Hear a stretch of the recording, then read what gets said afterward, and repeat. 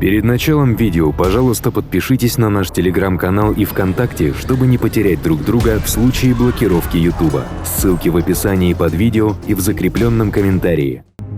В 334 году до нашей эры Александр, 21-летний правитель небольшого греческого царства Македония, возглавил вторжение в огромную Персидскую империю. Это казалось невозможным. Но благодаря военному превосходству греков и бесстрашному руководству Александра он выиграл две великие битвы против персов при Гранике и при Иссе.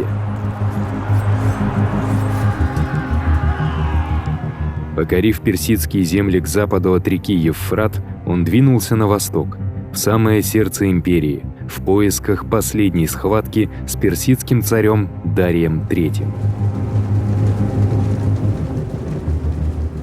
Получив известие о том, что большая персидская армия во главе с Дарием собралась в Гавгамелах, недалеко от современного Мосула в Ираке, он направился прямо туда. Это был последний шанс Дария остановить Александра и шанс Александра сокрушить Персидскую империю раз и навсегда.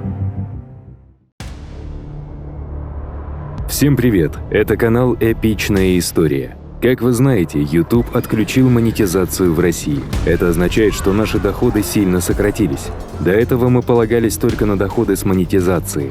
Однако производство видео – дорогостоящий процесс. Сейчас вы можете поддержать нас несколькими способами. Самый легкий – перейти в нашего Telegram-бота и выбрать удобный для вас способ пожертвования. Если вы хотите сами перейти по ссылке, то мы подготовили для вас такие варианты. Оформить подписку на Boosty, сделать донат рублем или отправить деньги через криптовалюту. Все ссылки находятся в описании под видео и в закрепленном комментарии под видео. У нас еще есть проекты, которые хочется реализовать. Спасибо за то, что вы с нами.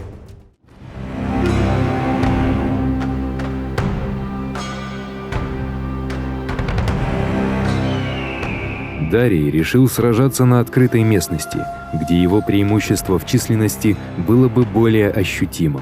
Его солдаты также приложили все усилия, чтобы расчистить и выровнять местность и сделать ее пригодной для персидских боевых колесниц. По современным оценкам, персидская армия насчитывала от 50 до 80 тысяч человек и состояла из контингентов со всей империи. Пехота из Сирии и Вавилонии, конница из Армении, Индии и Средней Азии, до 200 колесниц с косами и даже несколько боевых слонов. Армия Александра была меньше, и, вероятно, перевес в сторону персов составлял 2 к 1.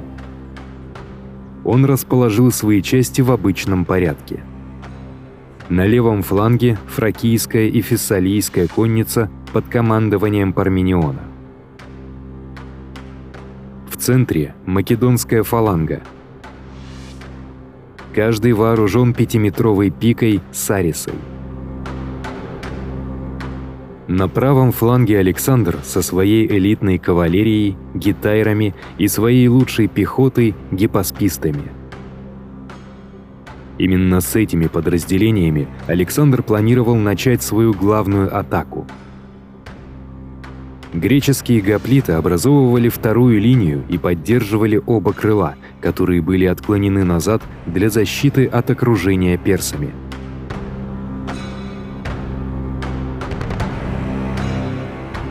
Сражение началось, когда Александр повел свое крыло вправо, ход, который застал персов врасплох. Неужели Александр действительно пытается окружить их огромную армию? Персы повторили его движение, уводя войска из центра, чтобы обойти Александра с фланга и не дать ему покинуть территорию, которую они расчистили для персидских колесниц. Но необычный маневр Александра был ловушкой, чтобы заманить персов и ослабить их центр. Когда он увидел, что это сработало, он приказал своей греческой кавалерии атаковать, чтобы удержать персов на месте. На правом фланге развернулась гигантская кавалерийская битва. Тем временем Дарий, решив, что это решающий момент, пустил в ход свои колесницы.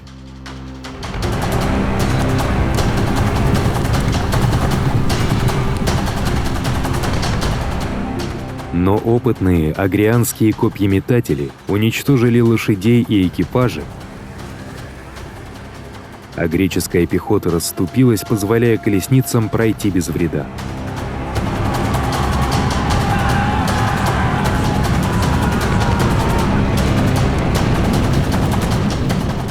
Теперь Александр повел своих геттайров и македонскую фалангу в атаку прямо на ослабленный центр персов, пробиваясь к самому Дарию.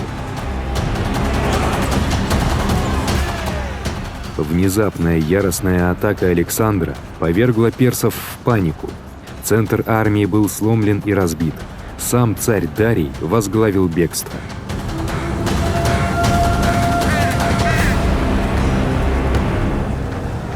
Но левое крыло Александра оказалось в серьезной опасности.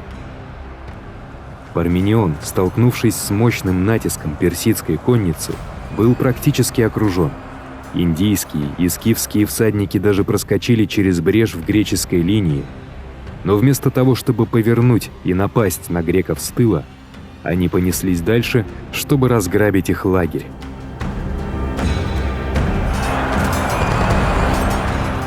Парменион обратился к Александру с отчаянным призывом о помощи. Царь оставил преследование Дария, перегруппировался и атаковал правое крыло персов.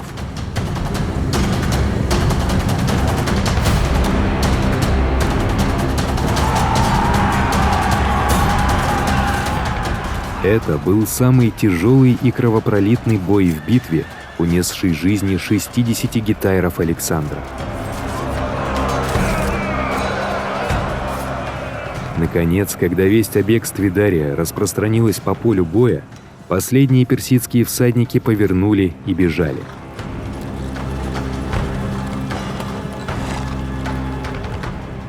Битва при Гавгамеллах была ошеломляющей и полной победой Александра. Согласно древним источникам, он потерял всего несколько сотен человек, в то время как персы потеряли тысячи.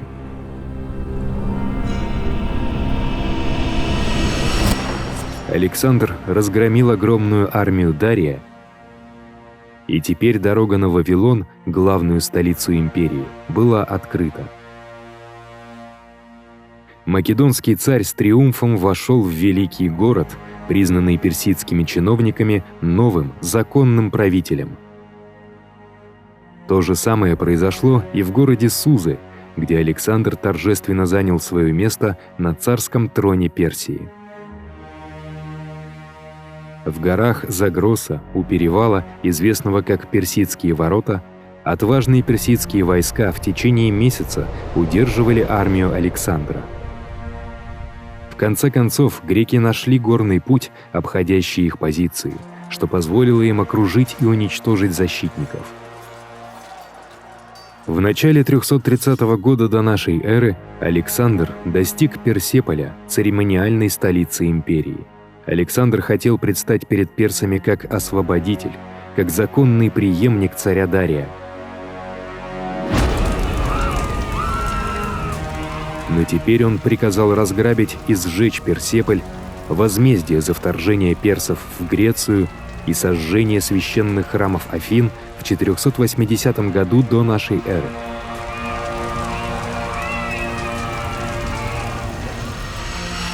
После Александр направился на север в Медию, где Дарий укрылся в царском городе Экбатана.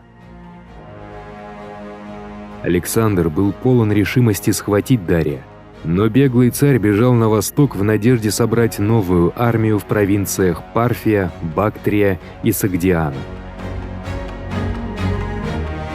Этому не суждено было сбыться. Когда Александр приблизился, персидский царь был убит одним из своих наместников, Бессом, который затем провозгласил себя новым правителем империи.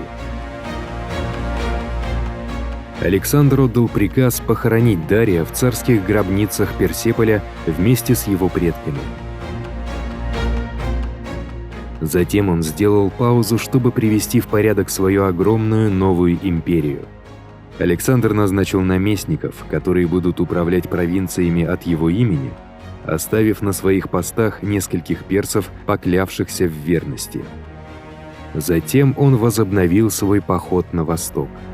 Его цель – найти и убить узурпатора Бесса, подчинить себе восточные провинции империи и достичь дальнего края мира.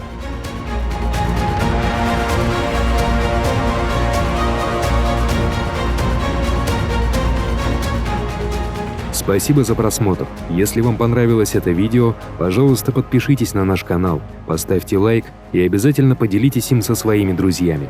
У нас есть телеграм-канал и группа ВКонтакте. Ссылки будут в описании. Подписывайтесь. Там мы будем выкладывать интересные материалы по истории, а также сообщать о выходе новых роликов. А если вы оформите подписку на Boosty, то получите ранний доступ к новым видео, а также упоминания в конце видео. Отдельная благодарность Ният М.